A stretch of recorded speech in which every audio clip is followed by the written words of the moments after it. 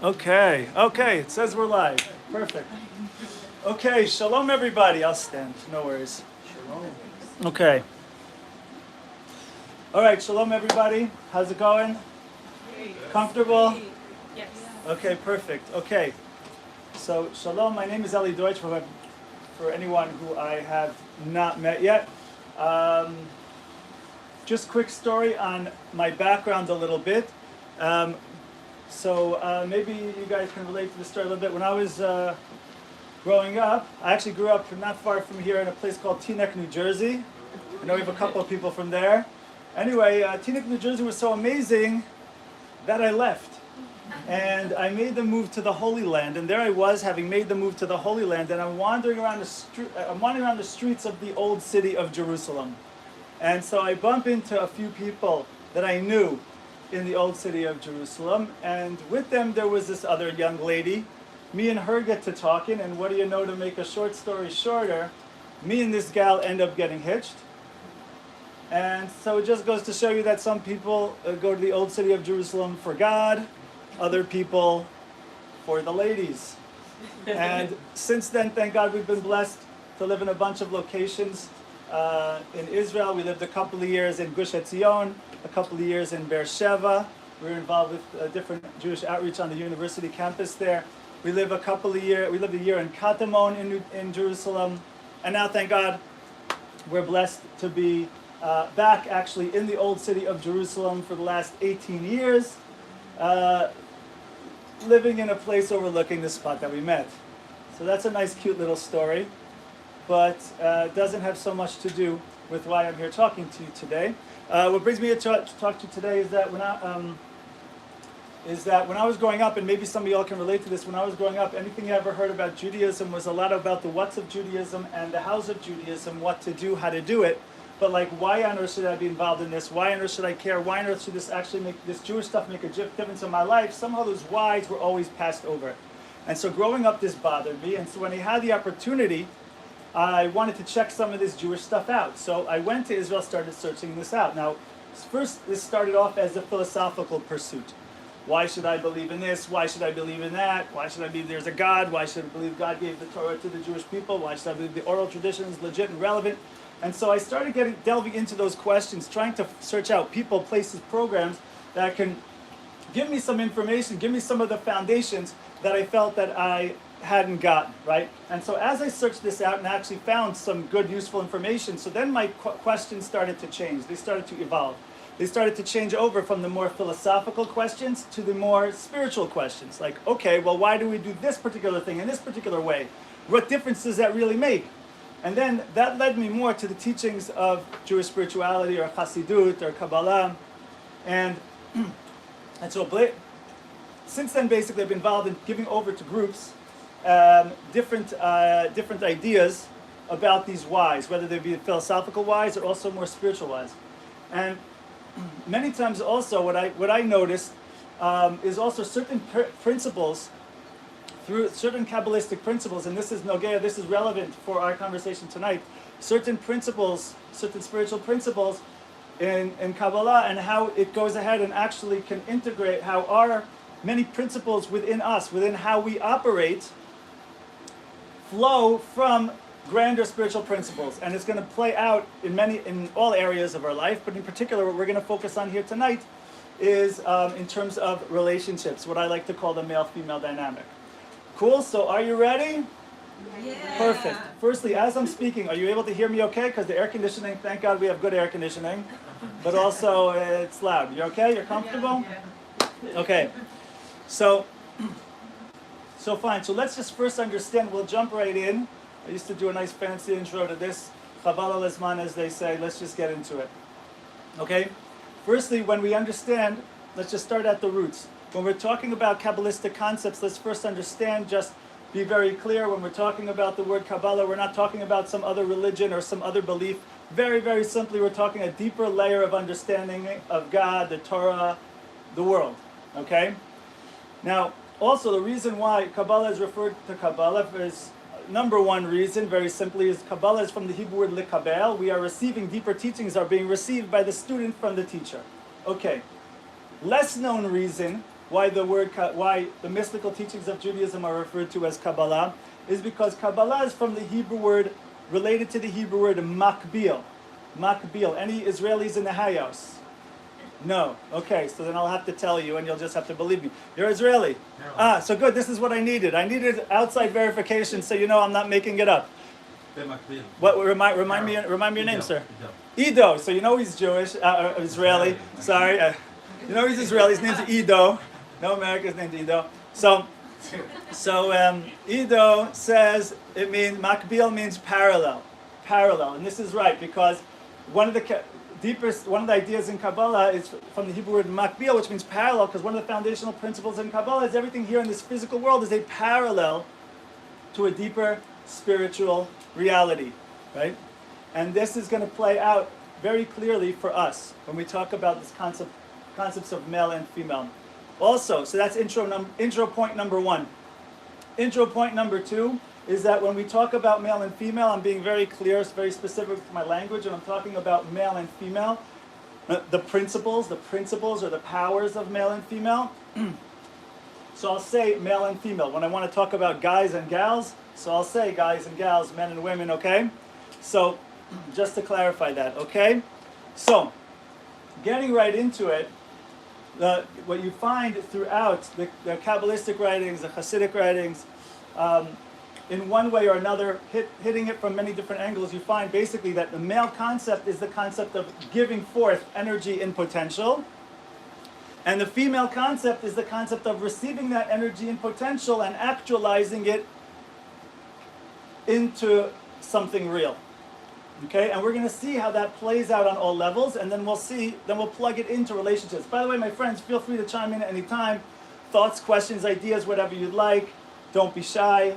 If you're feeling like you have a question or a thought that you want to share, but you're feeling a little bit reserved, held back, insecure, self-conscious, this is what the alcoholic beverages are there for in the back. So just go take a swig, and then you'll ask your question and say your thing. The rabbis teach that a shy person, it says in Pirkei Avot, a shy person does not learn. So there's a time for shyness, but when it comes to questions about these things, that's not the time. So don't hesitate, okay? Are we good? Okay. So let's see how these male-female principles play out. We're going to see how they play out, spiritual, psychological, emotional, physical, personal, worldly. And then we'll see how it also plays out in relationships as well, okay?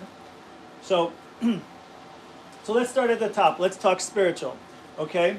Spiritually, there's one of the principles we find in terms of our relationship with Hashem, in terms of our relationship with God, or really in all relationships, we find that one simple principle is that in any relationship, the level of relationship depends on the quote-unquote lower of the two. Let's see what I mean. Level of relationship depends on the quote-unquote lower of the two. So for example, imagine, okay, I don't want to pick on anyone because I don't know who's already with someone or whatever, so let's not play that game. I'll just invent people. All right, so imagine there's Jane hanging around on the street, and Joe stumbles over to Jane and says, Jane, there's something I want you to tell you. There's something I've been meaning to tell you. You're amazing, you're incredible, I love you, let's get married. And then imagine Jane turns to Joe and says, Joe, there's something I've been meaning to tell you too. You're incredible. Sorry, I screwed that up. Joe, you make me sick, I never want to see you again. All right, so here you have Joe totally in love, 100%. Jane holding steadily at 0%, wants nothing to do with Joe. You tell me, where is this relationship at? 0%, right? Because Joe could be totally in love, but it's not a loving relationship, because relationship is only as strong as the one who wants it least, right? So Joe could be 100%, Jane's still holding steadily at 0%. So that relationship is at 0%. So what does that mean to say? Just real quick, this is the male-female concept, right? The male concept is giving forth energy and potential. The female concept is actualizing into something real.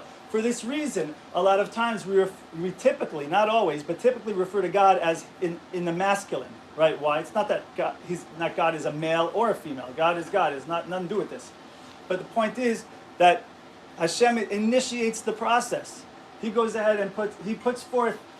He's the infinite giver, constantly giving us opportunity after opportunity to have the relationship with Him. The question then becomes, how much do we choose back to God? To the extent we choose back to God, that's the extent the relationship is going to be there. To the extent not, it's just simply not going to be there. So this is the concept. So in our relationship with Hashem, typically Hashem embodies the masculine principle, and we embody the feminine principle. Are you with me so far? All right. Easily we can also see this. Let's take this to the worldly, right? Easily we see this also with the concept of the sun and the moon. The sun constantly giving over, from our perspective, constantly giving over light. How much light shines at night is based on the positioning of the moon, right? The light is the sun is constantly giving over that light. How that moon is set up is going to determine how much of that light becomes practical and actualized for us, usable for us. Are you guys with me? By the way, also this explains why the Jewish people are the first commandment that we have has to do with the moon, right? If you're familiar, right? Before the Jewish people even get the Torah, one of the mitzvot that they get before that, after they get out of Egypt, is the concept of sanctification of the new moon. Now, if it's the first thing that they get when they came out of Egypt, it must be something central. It must be something central.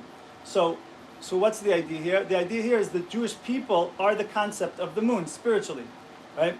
Meaning Hashem, the fact that Hashem is here in this world, running the show, etc., 1,000% unchangeable. How much though is that revealed? How much though is that practically aware? How much is that manifest? How much is that expressed? How much is that seen in mass? That's the role of the Jewish people. The role of the Jewish people is that concept of being a light unto the nations. It's not their light, they're radiating, reflecting the light of Hashem, radiating the clarity of Hashem in this world, right? So in that relationship, you would have that concept of masculine and feminine would show out again with Hashem and the Jewish people, okay? Bring this all the way down, easiest example, most physical example is in the reproductive system, right? In the sperm-egg dynamic. Man gives over endless or a million sperm. How much of that turns into something real in the form of another human baby is dependent on the feminine side of that relationship, is dependent on the egg, right? And so here what we skipped here, one in the middle, which is the concept of the emotional side of things, right?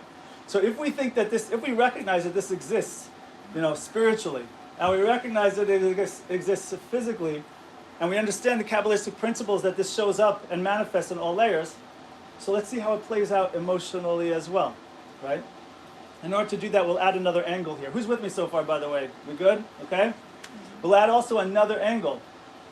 Another angle we'll throw into this as well is the concept also that Maharal of Prague explains and also is available, I believe, non-Jewish philosophies as well, which is the concept that everything here in this world is made up of what we call Surah and Chomer. Surah and Chomer, which means, Surah literally, we'll go to our Israeli consultant here. Surah means, Surah, Slicha b'miftah sheli. Apologies for my accent. Not Sar. No, not Sar. No. Never mind. Forget it. He's fired. Surah means form, okay? And Chomer... Material. Okay, thank you. My back? Okay. Yeah, we'll bring you back. We'll give you another chance. Surah means form. Surah. Slicha, Marty. You can take the Jew out of exile, but much harder to take the exile out of the Jew. Apologies for my terrible accent.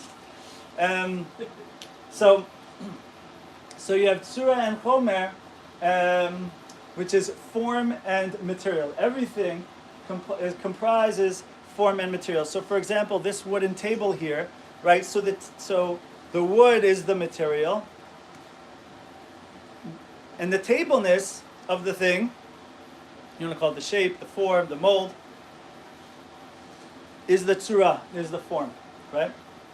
And so what that brings, if we bring that, the Maharal of Prague speaks to this concept of, so for example, you have a certain vision, or mold, or form, or shape, or direction. That is the form. And then, okay, how are we going to bring that into practicality? How are we going to bring that into actualization? So that's going to be done by way of the wood, right? And so what it comes down to is that is in a certain respect, that is the male-female dynamic that we were just talking about before. Energy and potential, right? Versus actualizing into something real. Yes, you with me so far? And so let's understand these principles though, because there's a lot we can take from this if we translate this emotionally, right? Because what did we just say? We just said surah, form, is the concept of direction, the concept of vision, the concept of motivation, the concept of moving forward, the concept of stepping forward, having a direction, having a vision, right? And the Chomer was about being able to take that and actualize it into something real. What does that imply? That implies an openness to be able to receive, right? It implies being able to step forward in a way of partnership, yeah. And so the way this is going to play out, we're going to find certain things that stereotypically, and of course everything I'm saying here is stereotypical, it's general, and all of this exists on a spectrum for sure, we have to note that. But in general, the principle is that the masculine stereotypically is going to embody this concept of vision, this concept of direction, this concept of stepping forward, this concept of being able to do things like that. The feminine concept is going to step forward in a way of vulnerability, in a way of actualization. So let's talk about how that really looks, right? So I wrote down a few just to make sure, and then from there we'll springboard off to a few other, to wherever our conversation takes us here, right? Real quick, okay? Let's understand though, these are things that typically we need to feel as individuals, as guys and as gals, that we want to feel ourselves being this, if we're stepping up to the higher side of ourselves. And also, oftentimes, and perhaps equally as important, is our partner typically wants to feel it from us, wants to feel the reverse from us, what they need from us, right? So, for example, let's start with typically how this shows up in terms of masculine living, right? So firstly, it's going to start off as competence, simple competence, right? That when a man, right, does not have his stuff together, so this is something for typically for the women that just there's a loss of respect, there's a loss of attraction, right? When we don't have our P's and Q's, or we don't have our I's dotted and our T's crossed, this is something that's typically very undermining or a non-starter in a relationship, right? So what does that look like? That means two things. Externally, if a person isn't put together, right? And also internally, if that's the vibe that this guy is giving off, right? If he can't make a decision, right? If he doesn't give, he doesn't give off an energy of, I've got this, right? So that's a non-starter. Again, he's not embodying this masculine concept of tsura, of form, of having a direction, of knowing where he's going, right? In those situations, what happens a lot of times, a woman will feel like she needs to compensate for that. A woman will feel like she's not able to go ahead and just relax and just be what we usually call feminine or vulnerable or open, or I'm looking to receive, but hold on a second, can I receive from this guy? Right? So these things start coming up for women when they're in that situation, right? And by the way, then it flips, right? We didn't talk about the women's side of it yet, but then it flips. When the woman feels like that, so then she starts to be more concerned and a little bit more trying to not soften up, and then the guy feels like, hey, my woman's not softening up, right? He feels resistance from that, and it becomes this thing back and forth, right? Another aspect of competency or masculinity as well is this concept of consistency, right? Consistency. Let's be very clear what we mean by consistency. Consistency and intensity are not the same thing. Oftentimes they're very separate. Consistency and intensity is, we're not talking about somebody being able to love bomb for 2 weeks straight, right? A lot of guys are good at that. And it's good, a little bit here and there, for sure. But if there isn't consistency, so then there isn't follow-through. So a lot of times, especially when women are younger, it's easier for them to fall for the early intensity. They think that that's going to be real. They think they have a guy. They think they have a man, right? But as women also have more experience and get a little bit older and just have been through things a little bit more, then they begin to not respect that. They begin to start thinking a certain level of childishness towards that, attributing childishness towards that, and then they want to see, then their definition, their headspace, their feeling of what a man looks like shifts to more consistency, to being able to follow through, to not be just a big scene at the beginning, like a big, fireworks at the beginning, and then they know that, hold on a second, let's see what's real here. Let's see if there's a follow through here, right? All right, let's keep it going. Again, my friends, feel free to chime in at any time. Okay, another one that's important. Can this guy go ahead? Can this guy go ahead and supply what I would like to call the art of containment? Can this guy go ahead and supply emotional safety? What does that mean? And this is such an important one. Can the woman around this guy express emotions and express feelings and express issues without it causing him to collapse? And this is a very big one. This is a very relevant one. I see some people laughing. That's always a good sign, as long as they're not making fun of me. Right? That's a big one because, right? Can he be in again? What's the tsura concept? The tsura concept, the form concept, is the concept of being. I have my direction. I know who I am. I know where I'm going. So that means then, if someone else, or if my partner, if my wife, if she starts getting emotional about things or needs to express things, that doesn't knock me off my direction. If that knocks me off my direction, so how does she experience that? She experiences that as, I don't have a person here. I don't have someone who I could lean on and lean into. By the way, this also explains for a lot of the gentlemen here who are mystified by this. This also explains why sometimes, and also for the ladies maybe also, this explains why a lot of times you'll have women who will either challenge or test or change their mind. Well, a lot of these things have to do with not conscious, totally subconscious side of the woman, that she wants to see, will this guy still be there even if things are not exactly perfect all the time, right? And so subconsciously and unconsciously, I'm not saying that anyone's doing this consciously, because usually it's not. Sometimes she might get emotional or do certain things that might throw things off, and then if you sit down with the woman after this, when this is the pattern, she'll say, yeah, you know what, I don't know, I want this to work, I don't know why I keep doing it, and I see myself doing it, and I still go ahead and do it. So this is one reason why. One inner reason why is because she wants to see, can I relax into this? Is this something that is secure? So we have to understand that, and there's a level of that that's healthy and normal, right? If a person has all sorts of issues from their past or whatever, it might veer into that side. It's not all healthy and normal, but there's definitely a level of this that is completely healthy and completely normal. And a man who understands this and understands the feminine and knows who he is and appreciates who she is needs to be able to contain that and allow it to happen and not be thrown off kilter, right? If I think about it, if my woman's emotions can throw me off of who I am, so then how sturdy was I in the first place, right? If she can change you, or if she can change your emotional state, then you're not a secure place to be, right?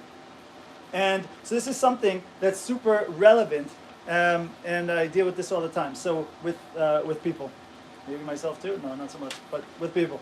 But and this is so. What's by the way? What's an important perspective to have as well on this topic for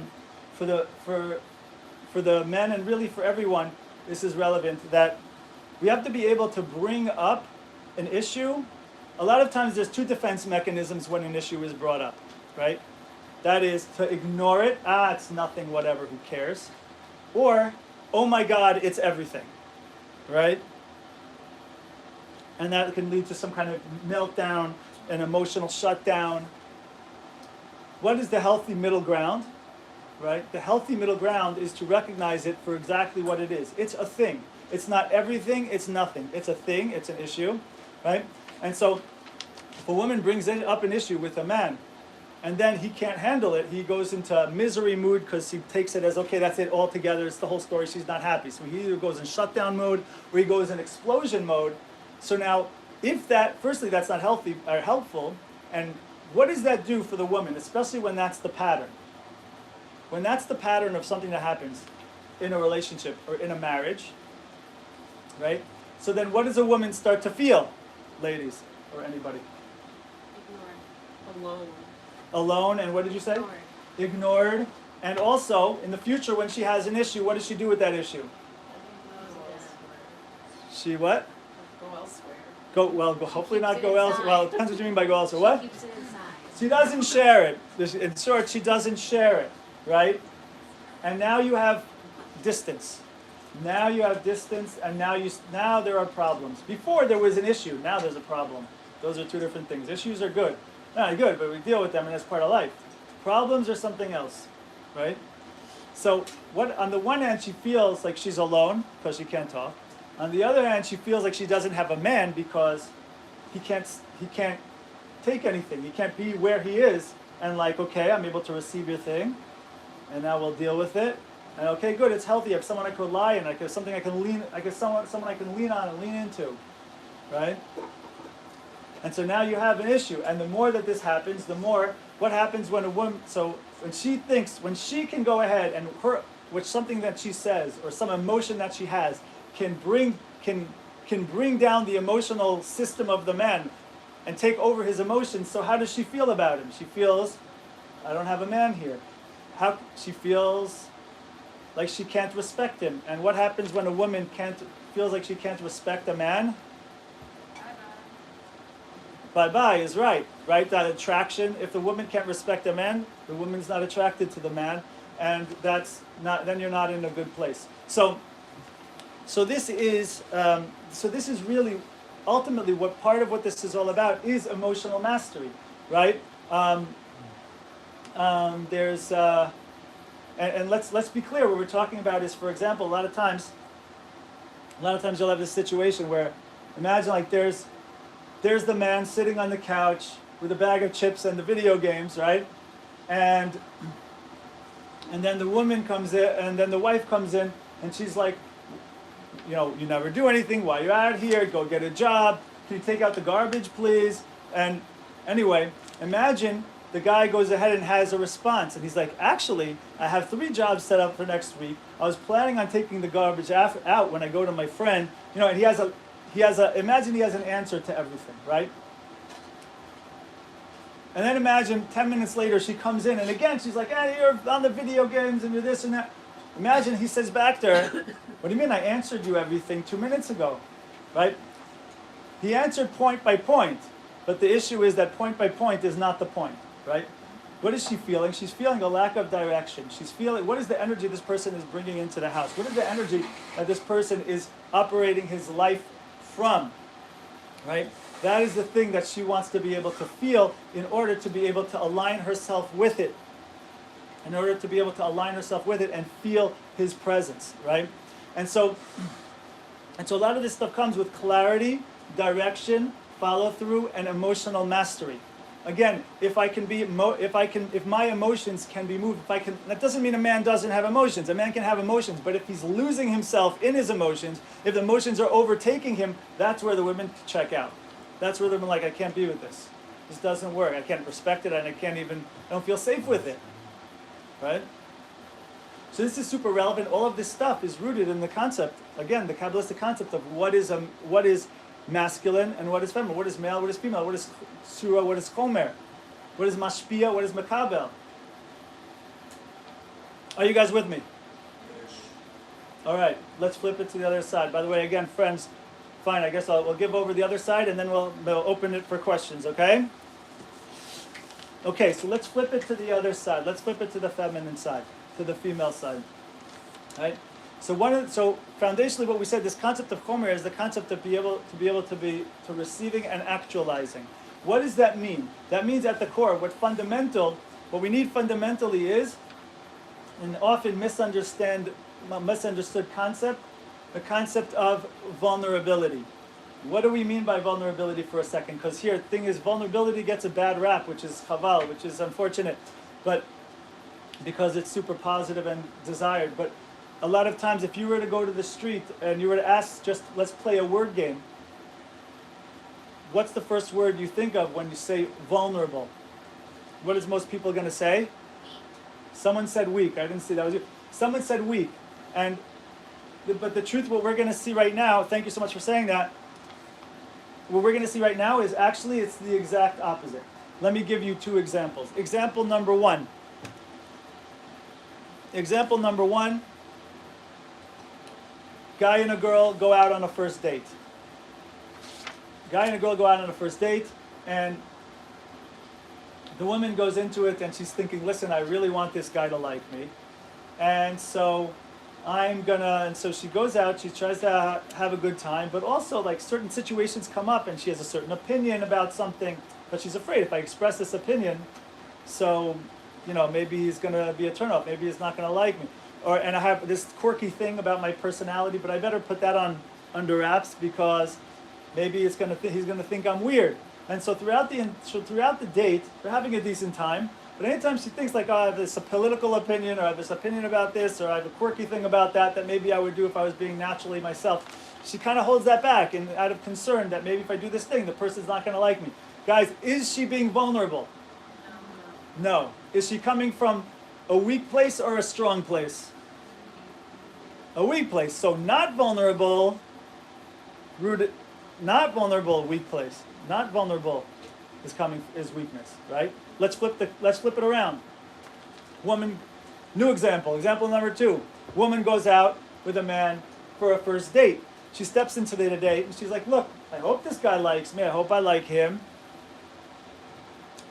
But what's the point of me not being myself? If I'm not myself, then what's the point of the date really?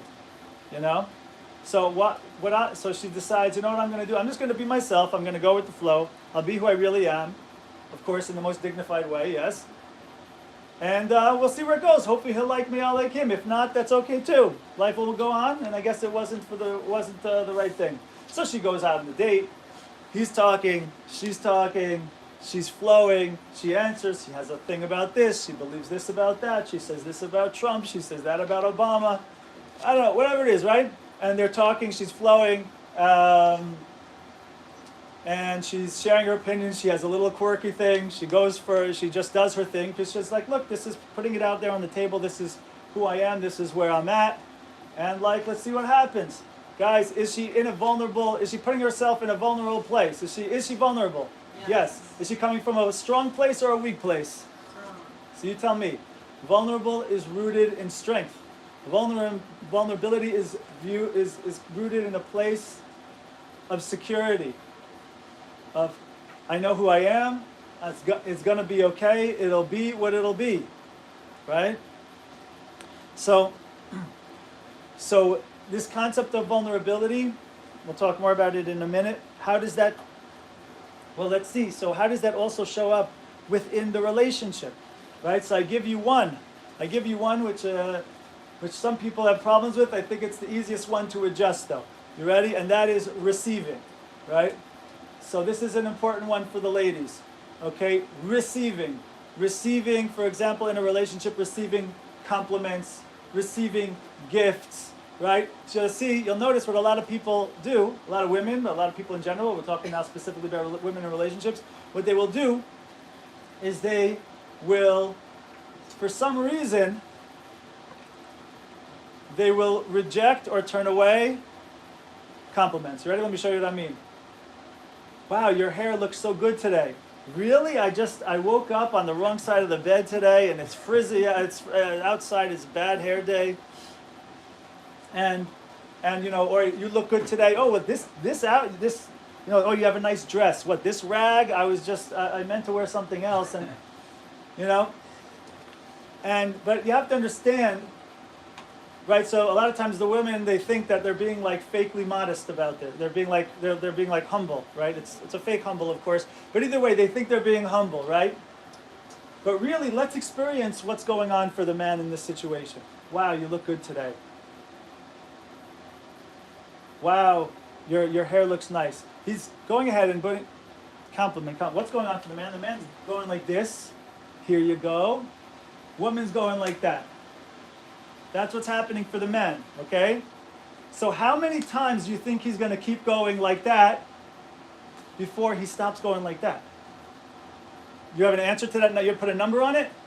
No, he's going to stop, but I was about Wait, hold on. Before that, he's going to stop. And then after he stops for a little while, what's she going to say? What's she going to complain about? Why didn't you compliment him? Exactly. This is the opposite. The same, but the opposite Inverse, side. yeah. Yeah, the other version where the guy either does nothing or explodes, and then the woman is reluctant to come forward with a problem or a gap. It's the same, but It's related. The other side. Exactly. This is. I'm so glad you pointed out. I didn't think of this particular example in that way, but this is exactly what we're doing. The truth is, right? You're seeing also that that's exactly what we find when we do this work more often, and we're in it from different angles. Right now I'm just giving you kind of like a presentation at this moment, but as you get into it with people and couples, and you see that both are often doing the same thing, just the inverse with one another. That's oftentimes that's how it shows up. So this is so thank you so much for pointing that out. So this is so this is a typical example. I give you another aspect. But by the way, so what would be worthwhile to do? By the way, and you know what? I'll tell people that, and the next thing they're going to do is, okay, so I shouldn't knock it away. But you know what they'll do now? They'll compliment back. Oh, you look so good today. Oh, you look so good today. Okay, that's nice. That's nice. But really, you could do that. You could, if you really believe that, do that later. But in that moment, so what do? You ready? Let's practice here, right? I'm not going to practice with any particular young lady here. Okay, but okay. Wow, you look good today. Answer, ladies. Hey, there we go. Very good. Okay, very good. Simple thank you. There, now the guy went like this, and it was received, right? And the more you can feel, the more you can give over that feeling of how good that feels to you, that he said that, that's you giving back to the guy, right? If you wanted to give back to the guy. I'm just telling you, just receive. But really, what is at the core in a healthy situation? What is at the core of what does the man want to do for the woman anyway, is put a smile on her face. In the end of the day, that's really what he wants. He wants to put a smile on her face, and he wants to feel like he was the one who put the smile on the face, right? It doesn't mean, by the way, that you have to be miserable and then he makes you happy, right? That's not exactly what we're looking for. We need you to be, in general, make happyable. That's an important thing also, by the way. Ladies, ideally you probably want to be make happyable in the first place, all right? So that's also conducive for positive relationships and men being interested, or your husband being interested, is to be make happyable. Okay, give you another one having to do with the feminine side of things as well. Is in general, right? In general, to be able, if we're talking about open and receiving, etc., to be in an agreeable mindset in general, right? Right? To ask ourselves, okay, hold on a second. If I'm in this relationship, if there's stuff coming up, or maybe even if there's not, let's ask ourselves, am I agreeable or am I argumentative, right? What is my first thing when my husband says over an idea or a plan or something he'd like to do? What's the first thing that pops into my mind? Is it how can we go ahead and do that? How can we go ahead and facilitate it? Or is it, well, there's this, or is it jumping to, well, what's going to be the problem to that, to bring it down, right? Or why is it not going to work? Or why is it a ridiculous idea? right? Or what's the other side? He says an opinion. Well, I'm looking. So for some reason, I need to show the other side. Like, yeah, I know there's another side of the argument. That's why I'm saying this side. Why are you jumping to the other side, right? By the way, for all you ladies who aren't sure, am I agreeable or am I argumentative? Just consider, what was your mother in her relationship? That might be a good starting place. I'm just saying, that might be a good starting place. So, something to think about. Now, so, right, so,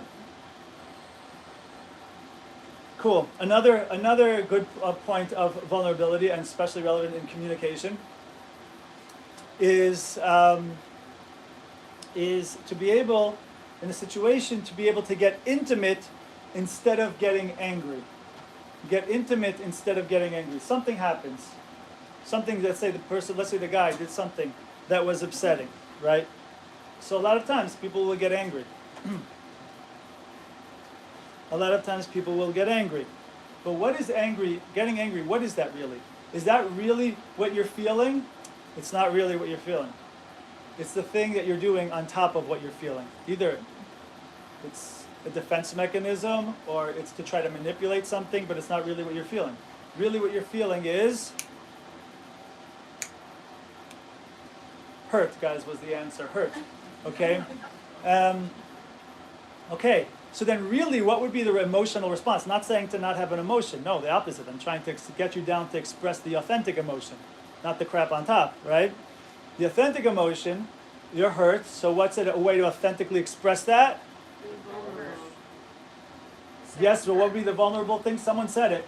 Someone said ouch. I heard someone say ouch. No, am I making that up? Sharing that you're hurt. So you could share that you're hurt, right? You could share, ouch, that was hurtful. That was hurtful for me, etc., right? So what are we saying here? We're saying then, drop defensiveness in the face of fragility. Like you said, be vulnerable. Drop defensiveness in the face of fragility, right? That's the thing. That's why people are overcompensating with the anger. Because they don't want to open themselves up more, because they're afraid they're going to get hurt again. Understood.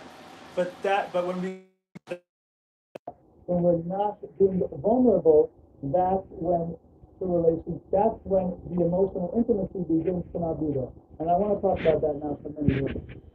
Okay? I want to talk about that for a minute. This is super important. Super important, right? That what is the opposite of vulnerability?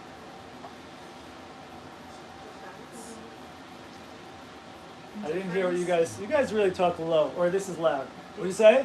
Indifference. I would say a stronger answer than that. Huh? Aggression. Okay. I was going to go with something different. Defensiveness is a symptom of what I'm going to say. Closed off. Good. What did you say? Avoided. You said closed off also? Okay, so I was going to say the word control. That's the one that I was going to use. Okay? And defensiveness is just one way. Different defensiveness are one way of doing control. Right? That really, control is the antithesis of vulnerability. And we have to understand that vulnerability is the fertile ground upon which relationship is being built. I'm able to express myself to you authentically. You're able to receive that and express authentically to me, right? This is where relationship is happening. This is where emotional intimacy is created, right? A relationship is made up of two free selves, making choices towards one another. Two free selves making choices towards one another. However, if I'm doing things to try to control your response, or doing things artificially, to artificially control my own response, so then there's a lack of authentic sharing, and therefore there's going to be a lack of connection and the feelings of emotional intimacy. Does that make sense? And this is at the root, I find, this is either the number one, or at least one of the top two downfalls in relationships today, and just in dealing with the people that I deal with, is this aspect of control. If I'm artificially controlling myself, or trying to do something to manipulate a response out of you, so even let's work out what happens if I'm successful in that. Josh, you mind bring me a cup of water? Thank you, brother. Um, so let's look at what happens. Let's look at what happens. Imagine this.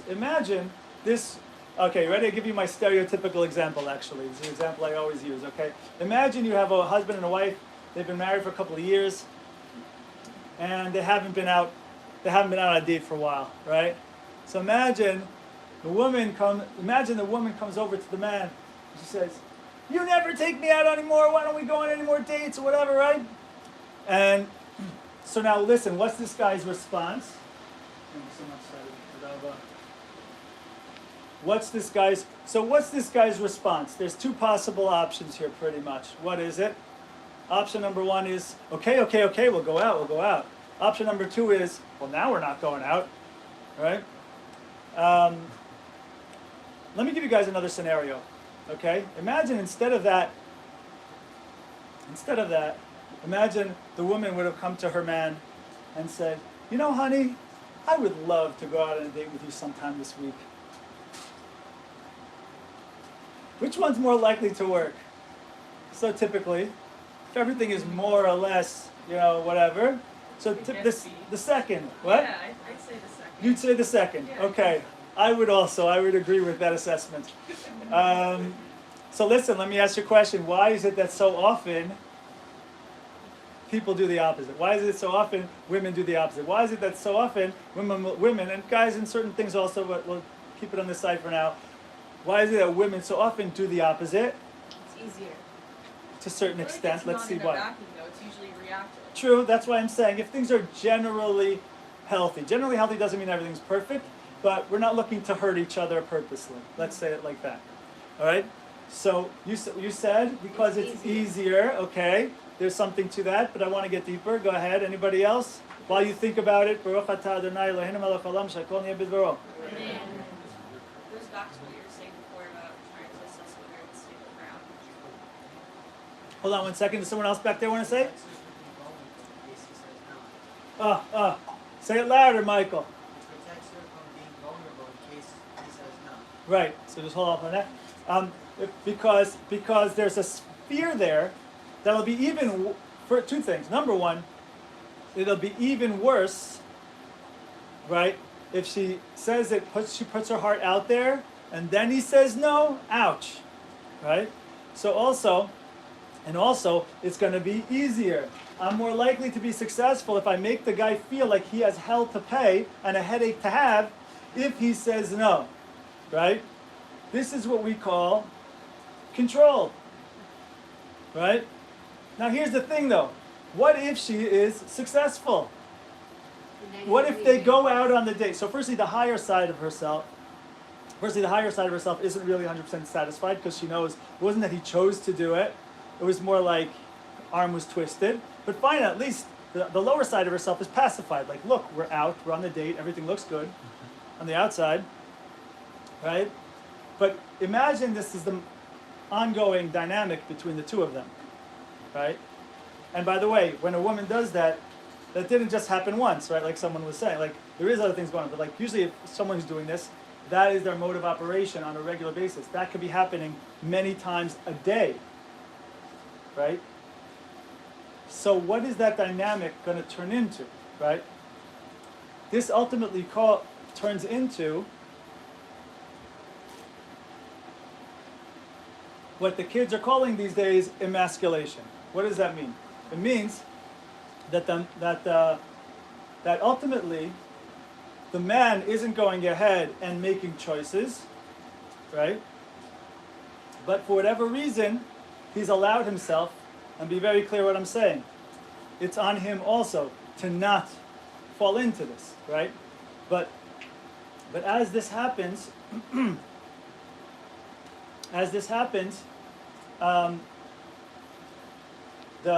so constantly, this guy is losing his inner choice because he's not going ahead and making choices. He keeps getting his arm twisted and going with the arm twist, right?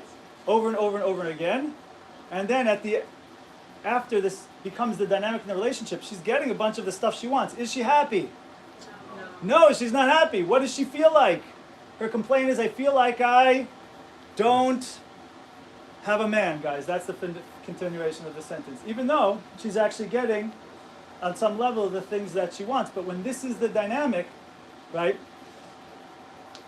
he has lost himself, granted with some help of the young lady. But in the end, neither of them are satisfied. Neither of them are happy. Because she wants a man, but she just doesn't want it over here, all this stuff. You see what I'm saying? So it's a midah. It's an attribute. You can't take this attribute and say, I want my person to be this, but then cut off half of it. That doesn't work.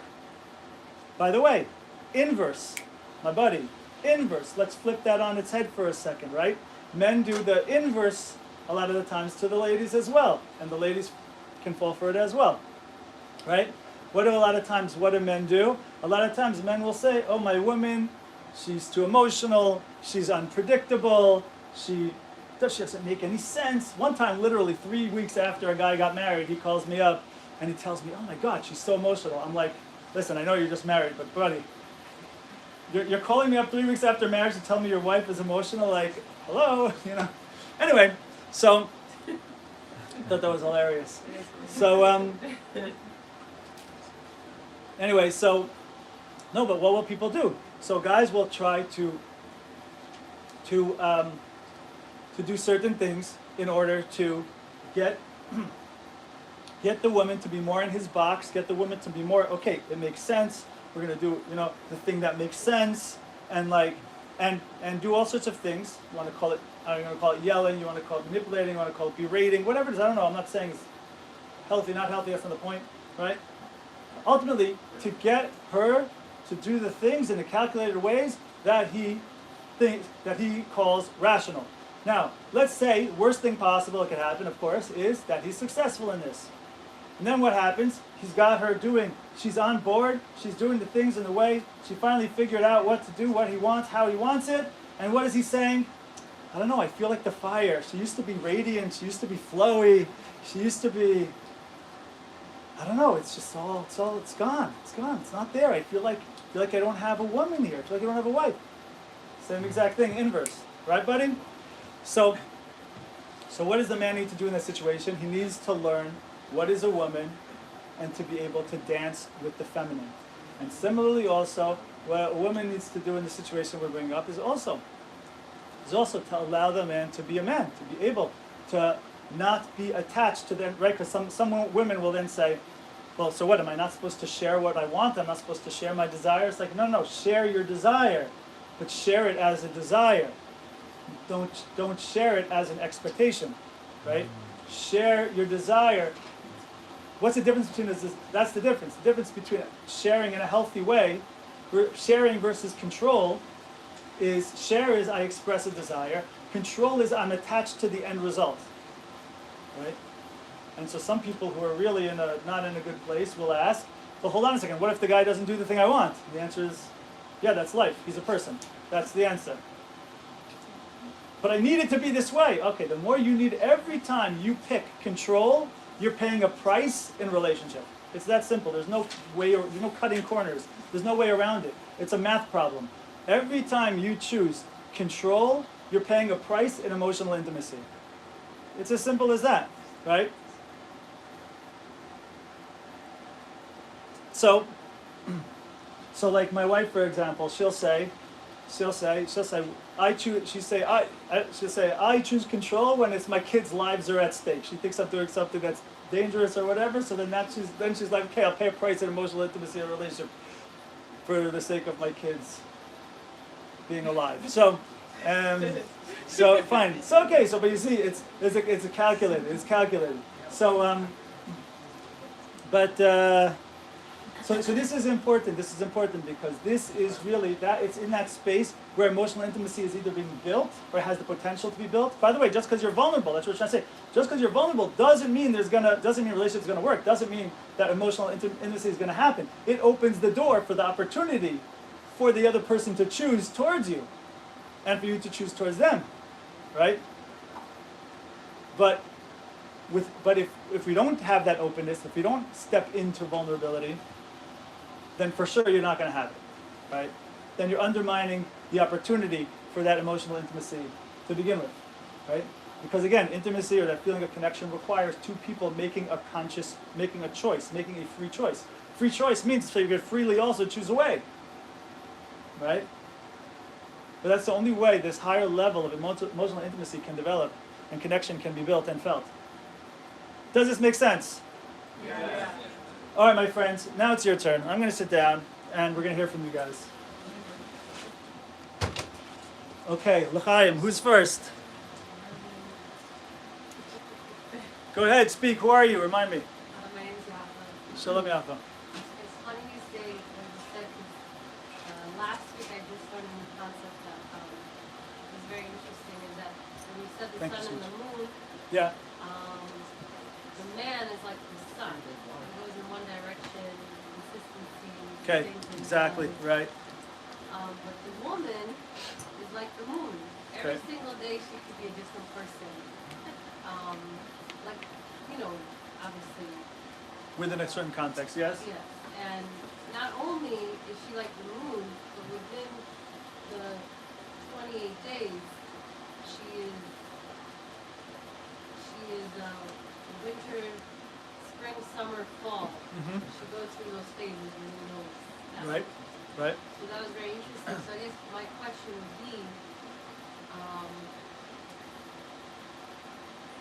how can, because women, we love to talk, we have a lot of emotions, and what you said earlier about how you should express it, but not, expect a result.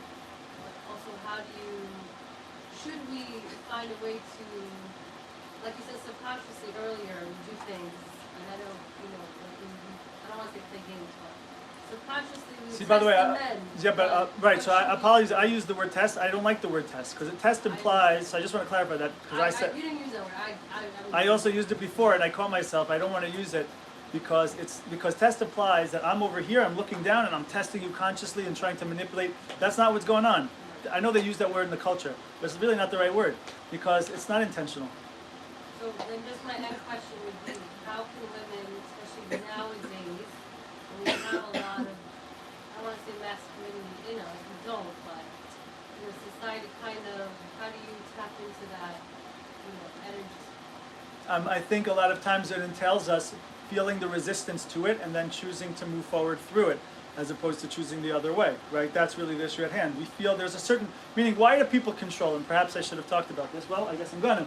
Why do people control? It's a fear.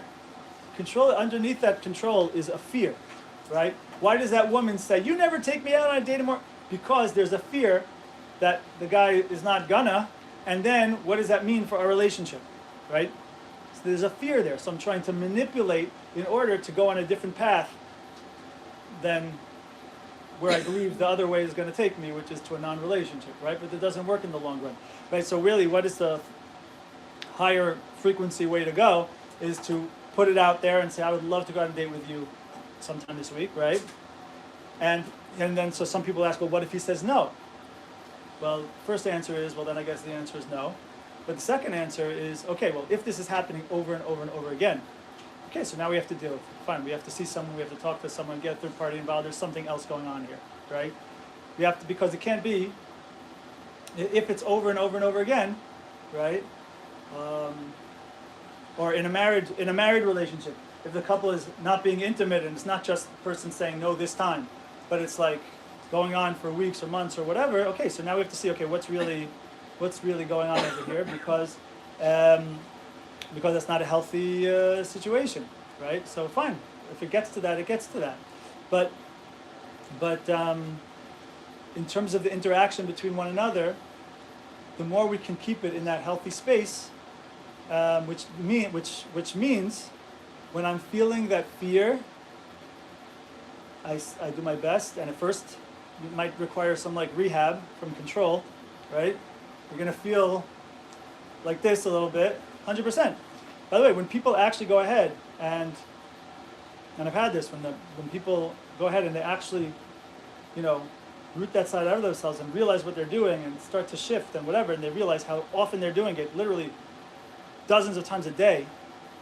And then when they really start to get to the other side of that, They start looking around all the other couples they know, and they see how other women. They're just like, I can't believe this woman's talking to her husband this way, or whatever. It's just like, and I'm like, oh my God, that used to be me, right? So what does it mean in those moments to step? When we feel that fear, you have to communicate respectfully. Is it respectful to be yelling? Is it respectful to try to be manipulating the other person's control? Right? Answer is no. Right? So you have to say, I want to be a person who relates to my husband in a respectful way. I want to be a respectful person. And then to say, okay, hold on, I'm about to act in this way, or react in this way. Right? It's not respectful to him. It's not dignified for me. Look at me. What am I? What am I succumbing to? How am I acting? It's undignified. So a lot of this stuff is a concept, if we could stay in that place of dignity and respectfulness, so we feel that fear come up, whatever, and we're like, okay, wait, who do I want to be? That works for a lot of people. What else we got, my friends? Yeah. Iona, Tsiona, Ta'ir. Go ahead. Can you comment on what you can do when the dynamic is off, like where the female is like being uber masculine and the male is being uber feminine? And We did like, kind of. That was like kind of the whole thing we just did, right? Right? I'm so you didn't catch the joke. Well, yeah. the thing is, we're talking about, we're talking about, right? We're talking about men stepping more into that masculine side of things, and women softening more into the feminine side of things, right? By the way, a lot of times when people will say, you know what, by us it's different, or whatever, or by us it's reversed, or by us I make the woman makes more money than the man, whatever. I'm not knocking that. My wife makes more money than me, just so it's not okay. But you'll find that that even if that's the case, still they'll say, like, yes, it's working, but I'm not feeling. But I feel like there's something missing. I feel like not satisfied in a certain way. Especially the women will say that. So the more we can implement some of these things. I give you a simple example, okay? Let's say dates, right? I tell couples to have date night once a week, right? If date morning works better for you, so then date morning once a week. And then make sure you go out night though, once every 4, 5, 6 weeks, because there's a different ambiance of the night, more coupley, blah, blah, blah, right? But in general, okay, based on people's schedules, right? But man plan dates, women, if there's kids in the situation, plan what's going to be with the kids, take care of babysitter or whatever, right? Men, for example, here's something men don't get. Men don't get the difference it makes for women if they're planning it instead of the woman. Men don't understand the difference, right? For women, for many women, dare I say most, you can't imagine the difference it makes, how they feel like burdened by the fact that they are the ones who are making the plans, and how they feel not being taken out, and like it undermines the entire. They want to feel their husband as the man, as the initiator, as the one who's making the date or whatever, and they have to be the ones to make the date. It kills the whole thing. Like for a man, it's like, okay, I get that it's your man misses the point. They're like, okay, I get that it's like annoying, or okay, fine. But they don't, so I'm just saying. So like that's another thing, right? So like there's certain things where like men could be initiating, which could be helpful. That maybe so different things. I don't know if there's anything specific. What? Oh, like a specific example? No, if there's any specific. No, it's just something that I guess I fear in myself that sometimes I take on the more masculine role. Yeah. And then I get like pissed off about it. Right. But I'm the one that's like stepping in to fill in the void. Right. In a sense. So how can we not do that? Is there something specifically that needs to get done? And by the way, sometimes maybe it'll mean that something doesn't get done. Okay. What's the alternative? The alternative is the relationship takes a hit. So we have to understand that. Right? Can I say something on that point? Go ahead. I think sometimes when that happens, as a woman, it's hard to like let go of the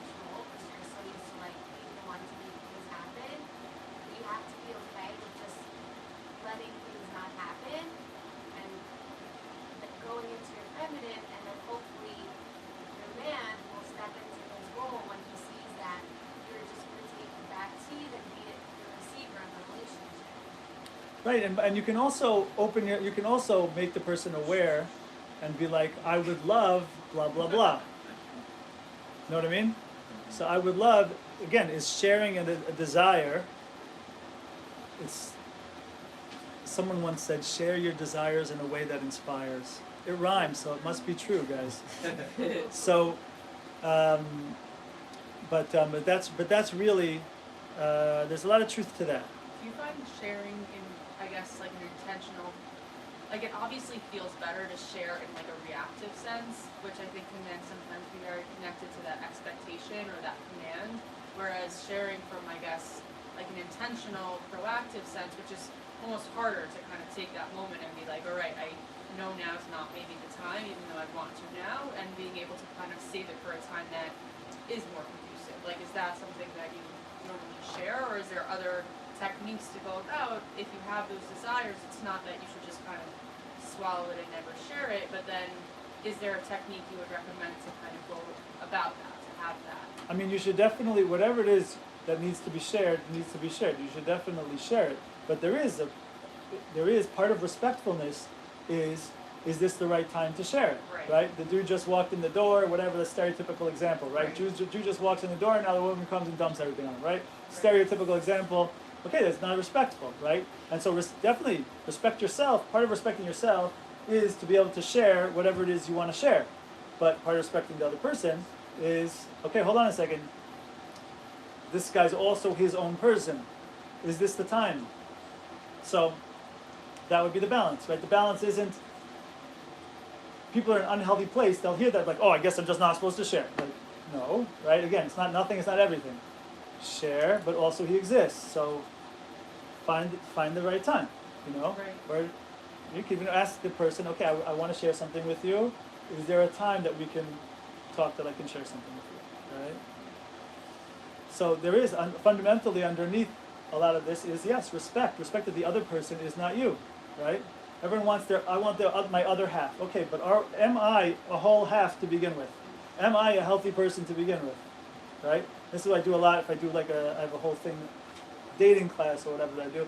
So like that's one of the things. Is like everyone wants their other half. Am I a whole half, right?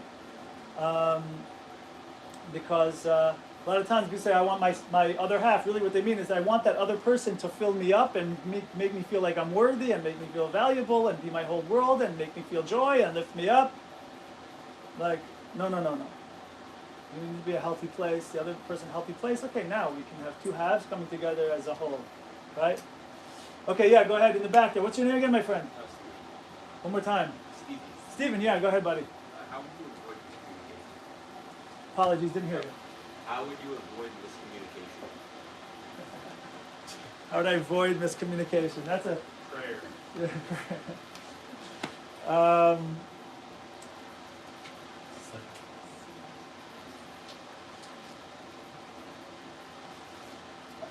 The number one thing, and it takes work, is to do our best to hear the exact thing the person is saying without our interpretation added onto it. And by the way, that's a big lesson in all of things. Something happened, but what actually happened versus what interpretation I gave to it, right? Person shows up 20 minutes late, and it's like, you never respect me. You don't care about anybody else but yourself. Like, hold on a second, what happened? The dude showed up 20 minutes late. Your interpretation is the person doesn't care about you, etc. Now, maybe you're right, maybe he doesn't care about you, but hold on a second, let's get curious about this and find out. Ask the guy, oh, you were 20 minutes late. Everything all right? What happened? Because it could be, if we want to play a game, it's a kind of a CBT game, cognitive behavioral therapy game, where you can play and go into what is it that, let's think of what it could be that caused this person to be late other than he doesn't care about you, right? So you could probably come up with 5, 10, 20 things. Wouldn't take us too long about what might have happened along the way. Unforeseeable circumstances, right? Maybe he's an EMT and he, saw someone pass out on the street. Whatever, you could think of a million things, right? So by the way, the best thing about this is you're not taking away the person's opportunity to be upset. Maybe you could still be upset later if you find out that the guy didn't care about you, right? But before we get emotional, can we get curious? Once upon a time, I was at a marriage, kind of a marriage, I don't know if you call it marriage therapy convention or something, but there was, it was being given by, like a training. It was given by Dr. John Gottman. Probably some here people have heard of him, right? Okay, so he did a thing in Israel once. And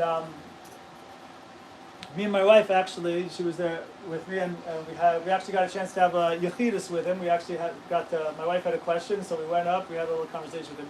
Anyway, he said one of the biggest principles in marriage is the ability to go from instead of looking at the other person and say, "What the hell is this?" to turn and go, "What the hell is this?" That little shift opens the door.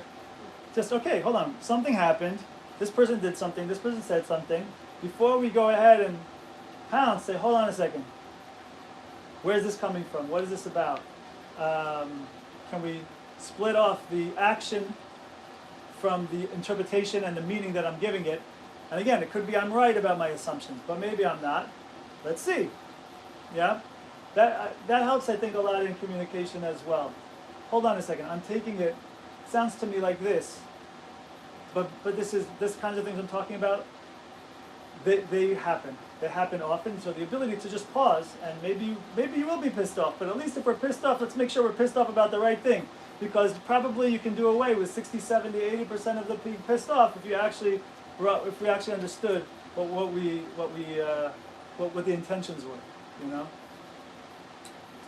Go ahead, what we got, my buddy? Rabbi, I enjoy cooking. I'm not bad at it, I'm pretty good. Good.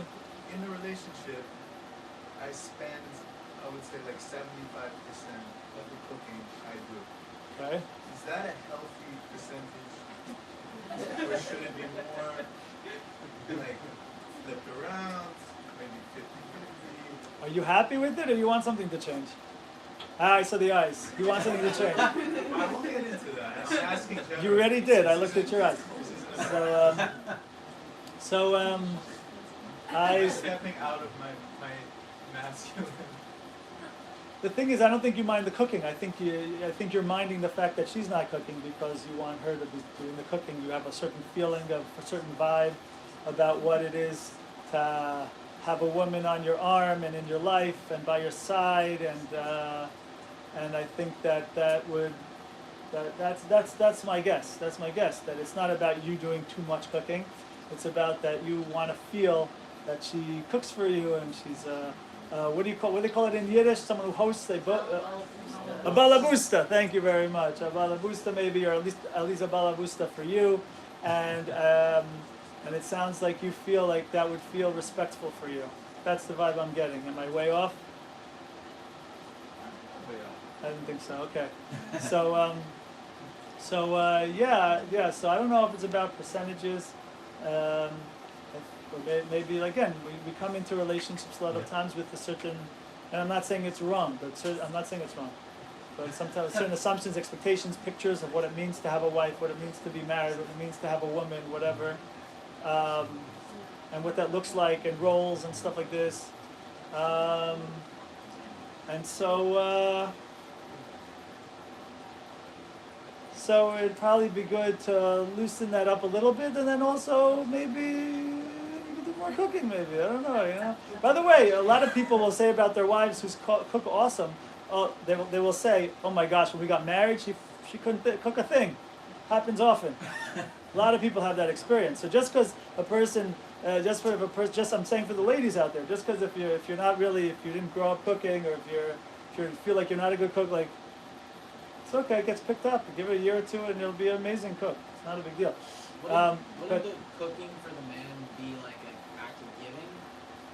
But cooking for a man or a like woman? the woman cooking for the man is like giving, no? But the man's role is masculine is supposed to be giving. Well, so I'll tell you how it's seen. I'll tell you. That's a good. I see what you're saying. I'll tell you how it's seen.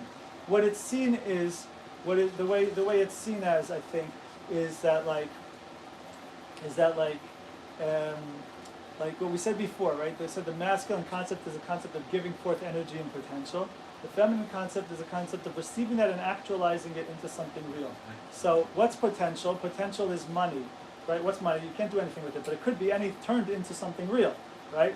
By the way, perhaps this is why men stereotypically are workaholics and women stereotypically are shopaholics, right? Because men go over the top with the masculine and building stacks of money, and women turning that into something real, shopaholic, right? Maybe, but in terms of this, yes, okay. So man can show up. What would that be? Man would bring in, let's say, the money or again, stereotypical example, money or harvest the wheat or whatever. Now go ahead and take that and actualize it into something real, a meal. This is the feminine side of things. You see what I'm saying? It's receiving. It's like the sperm being turned into goes to the egg turns into a human being, something real and viable, right? So I think that would be the vibe. Yeah, go ahead. Other side of things. I have a question around like emotional capacity. Oh, hold on. I wasn't done with the cooking. Oh, okay. What did you want to say something about the cooking? Indifference. I mean, I like when Rafi cooks for me, so we both like it when the other cooks for I want to tell you something. I hope they're not watching. But I want to tell you something. Oh, God bless you. Okay, take care. I want to share with you. I know a couple that the guy does the majority of the cooking or whatever, and he's a great cook, cooks for Shabbos or whatever. And I hear comments sometimes, and he's a good cook and he loves to cook. But I hear a little something, like there's a little something there, like, I don't know, there's I get something it. there. Anyway, what did you want to say?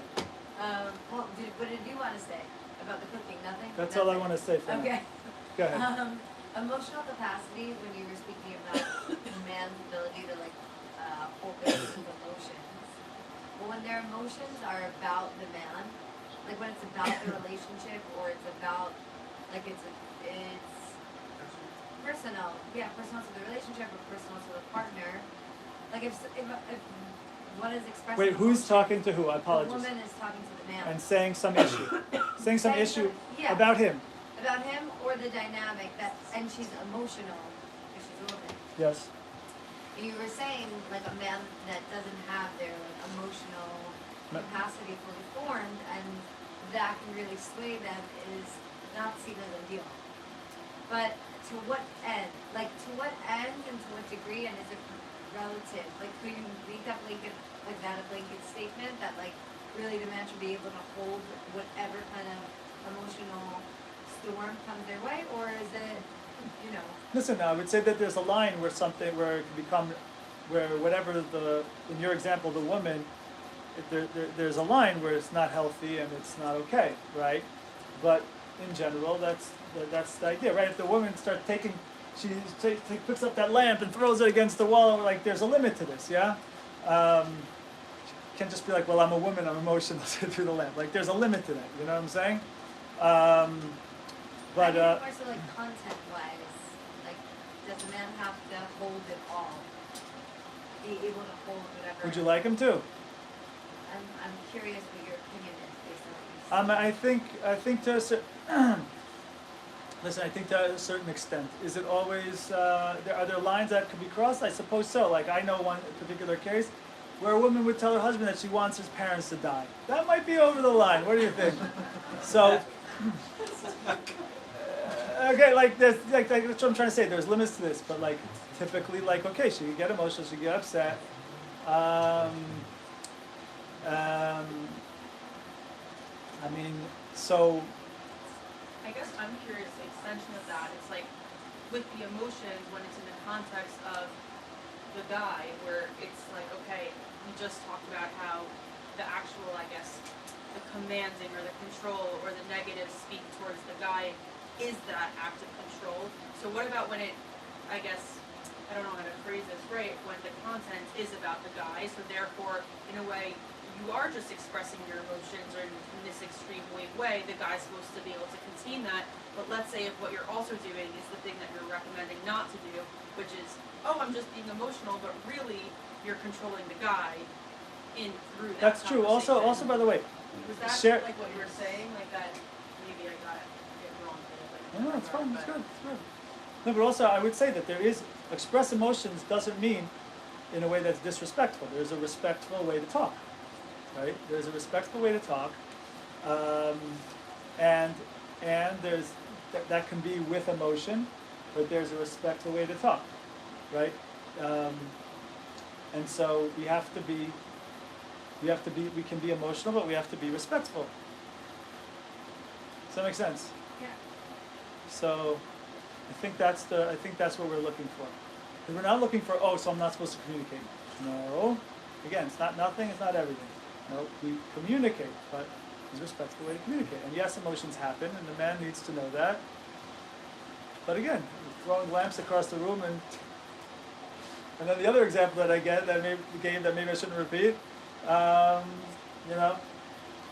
So but yes, should a man then go ahead and like lose himself emotionally? If he starts crying in a corner, how do you feel? Do you feel like you have a man? No.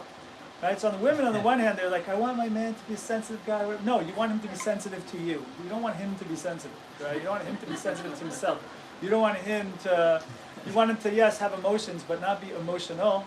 You want him to, he feels emotions, but not, you don't have to be overcome by emotions. You don't want him to be owned by his emotions. No, you don't. You won't feel safe. Go ahead, what's up? Remind me your name? Elizabeth. Okay, cool. So, this, I guess a little bit more simple for this question, but how do you determine if a guy has that emotional capacity when you're dating, where, like, you know, they say, I shouldn't say the word test because you said not to say it, but they say, like, make the waitress spill water on him and see his reaction, or a famous thing is see how he is with his wallet when he's drunk and when he's angry. Mara. That's Mara. So, It wasn't saying do that for your date. It was just saying you know a man when he, right, yeah. Well, you see who he really is when. I took it in that There was a way. rabbi in YU. There's a rabbi in YU who used to tell the women, like, find out when your guy is playing basketball and don't tell him and go in the bleachers and sit there and watch and see what happens. Listen, I have another rabbi of mine. I wouldn't say this, okay? Just putting that out there. Another rabbi of mine who I respect immensely, who says to pick a fight. I don't know. I don't think it's a good idea. I wouldn't do it or recommend it. But there is. He says, or do something. He said, I don't know. I don't like it.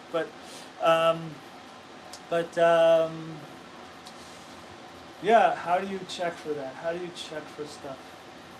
You know the old story about the woman who took the key out of the car on the date, right?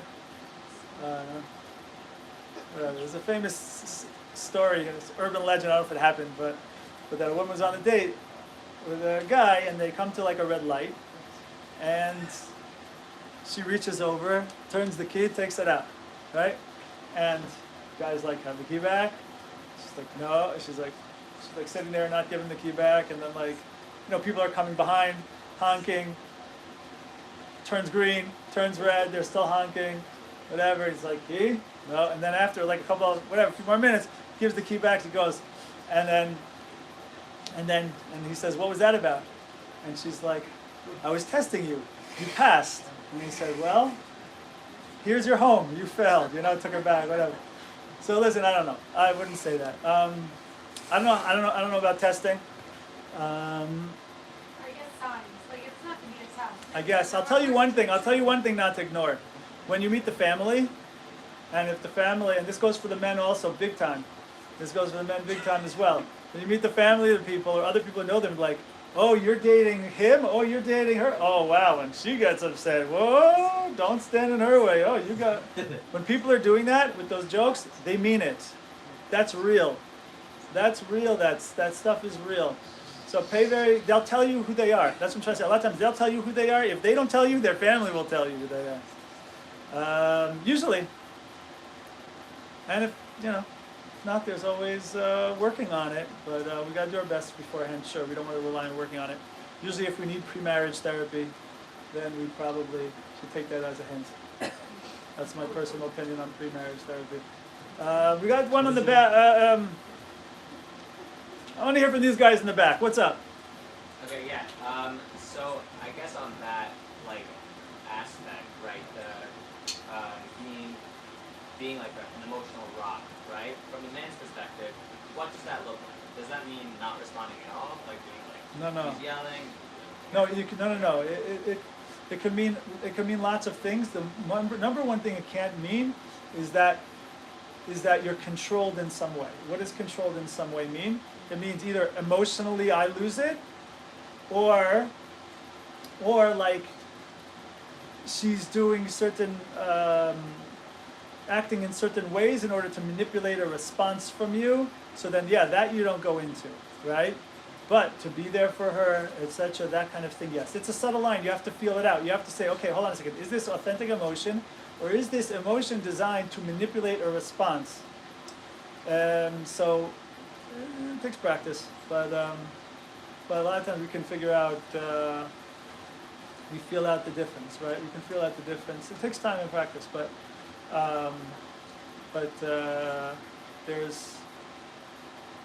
definitely the worst is that I lose my stuff over the fact that now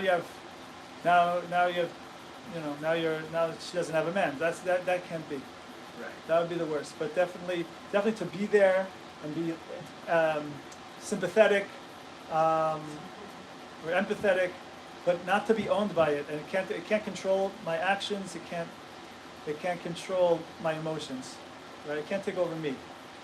Right? Okay, there's more to say about this. Who else wants to say something? Over here. What do you mean by follow through when you talk about Follow through? So like, for example, I can be giving person, but then do I actually also follow through, right? I make a good claim, I start something, do I finish that project? I get you excited about something, we're gonna go do something, do I actually go ahead and follow through on it? We mentioned before consistency. So what does consistency mean? It means not just 2 weeks of love bombing, but like also I follow through. Like we're supposed to have a date. We decided we're going to have a date. We came to this class, and we're going to do. We talked about date morning once a week or whatever, and we decided we're going to do date morning. That doesn't just go for 3 weeks. And if you miss a week, okay, but then 4th, 5th, 6th, we get it. Like sometimes people start some things and then they fall off. You know. That's what I mean. Yeah. And then a question on sharing. Should your partner, both of you share as much as... Share like feelings and stuff? Yeah. If your partner says, I don't believe you're ready for some sort of experience that you don't have the capacity for that. I'm not sure. Hold on 1 second. I feel like we're going to get more into the weeds here. Hold on, which I'm happy to do. Just 1 second. And let me just see. We'll get private over here in a second. My friends, other questions, thoughts, ideas?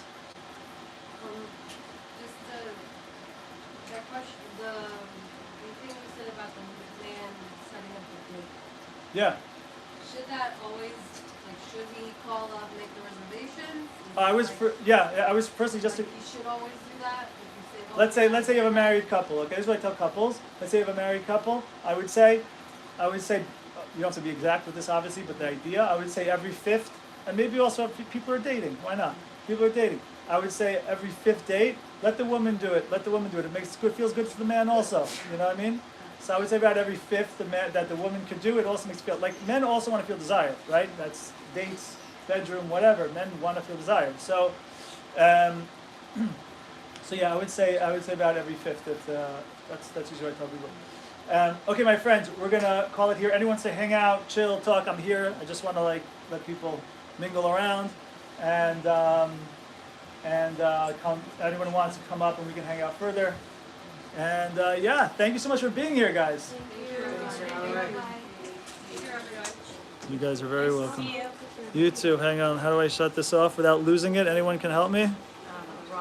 I'm on YouTube here. Anyone can help me that I can shut this off without losing it?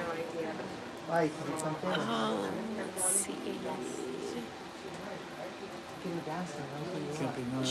No, it's not that one. Would it just be Xing it? I don't know what. I don't know what happens when. I don't know. I'm afraid. X? Oh, are you sure you want to stop streaming? I do, but yes. I hope so.